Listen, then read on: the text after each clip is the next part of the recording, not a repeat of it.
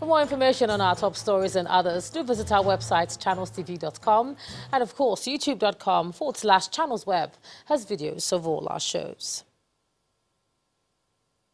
The candidates of the All Progressives Congress in the Kogi West Senatorial District election, Mr. Smart Adeyemi, is insisting on being declared winner of Saturday's poll, having polled a higher number of votes than his opponent, Senator Dino Melaye of the PDP. Mr. Adeyemi accuses the Independent National Electoral Commission of moving the goalpost by declaring the election inconclusive on the grounds that the winning margin is lower than the number of registered voters in the areas where the election were cancelled. According to Mr. Adeyemi, the electoral umpire is backtracking on the issue of inconclusive polls. Let's take a look at some elections that ended up in court. And the Court of Appeals sitting in Abuja has upheld the judgment of the Taraba State Governorship Election Petitions Tribunal, which affirmed Mr. Darius Ishaku as the duly elected governor of the state. A five-man panel of the court, led by Justice Chidiowa, held that the All Progressives Congress had no candidate in the March 9, 2019 governorship election in Taraba State. This was by virtue of the disqualification of Mr. Abubakar Danladi by a federal high court in Jalingo on March 6, 2019. The Taraba State Governorship Election Petitions Tribunal had on September 20, 2019, delivered a judgment that Mr. Danladi was not qualified to contest the 2019 election. According to the panel, the appellants failed to prove their claims that the election was marred by irregularities and failure to comply with the Electoral Act. It dismissed the appeal for lacking merit while upholding the election of the People's Democratic Party's candidate. Let's cross over to Abuja now, and here's Ibrahim Adra. Ibrahim. Hello, Ijoma. Let's take another story from the court, this time around from the Kaduna State High Court, which has remanded in prison custody the owner of the alleged illegal rehabilitation center in Rigasa area of Igabi local government area, where over 300 inmates were detained for many years. 5 other suspects who were staff of the center were also remanded along with the owner, Ismail Abubakar. The 6 suspects are to remain in prison custody until December 13, when the presiding judge, Justice Mero Mohammed, will rule on their bail application filed by their counsel, as well as commencement of hearing on the substantive suit. The suspects were in at the court today on a 7-count charge of criminal conspiracy, alleged sexual abuse, illegal confinement and torture of minors, besides operating an illegal rehabilitation center.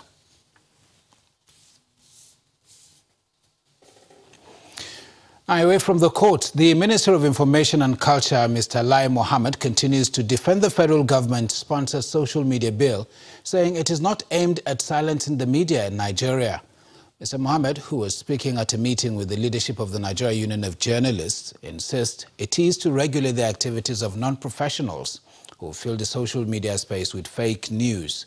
In a bid to assure the NUJ leaders who visited him in Abuja to express their fears over the bill, the minister says when signed into law, it will help to protect the journalism profession from disrepute. When we announced our plan to regulate the social media, we said clearly that the regulation is not an attempt to gag the media or to muzzle free speech. And we said clearly that journalists, trained professional journalists, have nothing to fear. As a matter of fact, the major beneficiary of injecting sanity into the social media or even the broadcasting code is trained professional journalists. They're not the ones who are out to regulate. No. It's those charlatans. And today, it comes to question, who's actually a journalist? Is everybody on social media a journalist? No. You know, as a matter of fact, we believe that the NUJ and other media professional bodies should take the lead in sanitizing the media space. Meanwhile, the sponsor of the controversial bill to establish a national commission for prohibition of hate speech, Senator Abdullahi Sabi, has vowed to continue pursuing it despite criticism from various quarters. Briefing journalists at the National Assembly, Senator Abdullahi defended the bill, saying hate speech has instigated crisis, causing death and wanton destruction of properties in Nigeria. While clarifying a clause in the bill which prescribes death by hanging for anyone who, by hate speech, causes loss of life, Senator Sabi says Nigerians should not be scared. And still on that bill, human rights lawyer Femi Falana says the National Assembly does not have the legislative competence to pass the hate speech bill. In a statement, the senior advocate of Nigeria explains that by virtue of Section 4 of the Constitution, the National Assembly can only make laws on matters in the exclusive and legislative concurrent legislative lists. He maintains that the hate speech bill is an attempt to encroach on the legislative autonomy of the state government, as residual matters are meant for the Houses of Assembly of the states. Mr. Falana warns that the constitutional validity of the bill will be challenged in the Federal High Court if it is passed by the National Assembly and assented to by the President.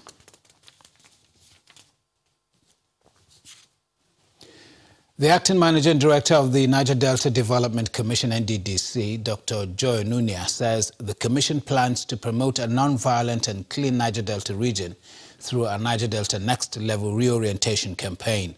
Dr. Nunia explained this during a courtesy visit by a delegation from the traditional ruler of Okochiri, that is, in Okrika local government area of River State, Chief Ateke Tom, at the NDDC headquarters in Port Harcourt.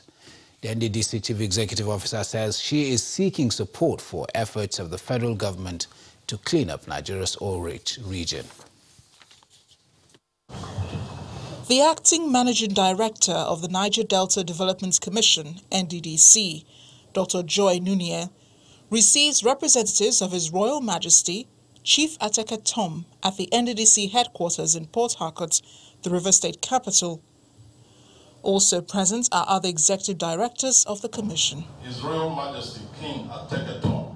The NDDC boss uses the opportunity to highlight some of the organization's ongoing reforms. We're going to have all kinds of assessments and audits, and then we'll have the CDCs become very, very active in the rural communities.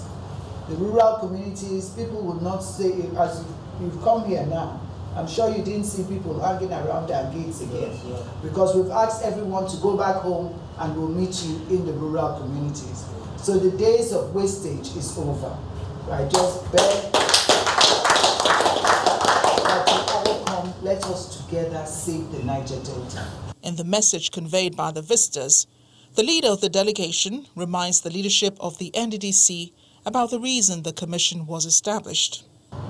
We have looked and seen how the management, the jobs of the commission have been going over these years, and it has not actually gone well.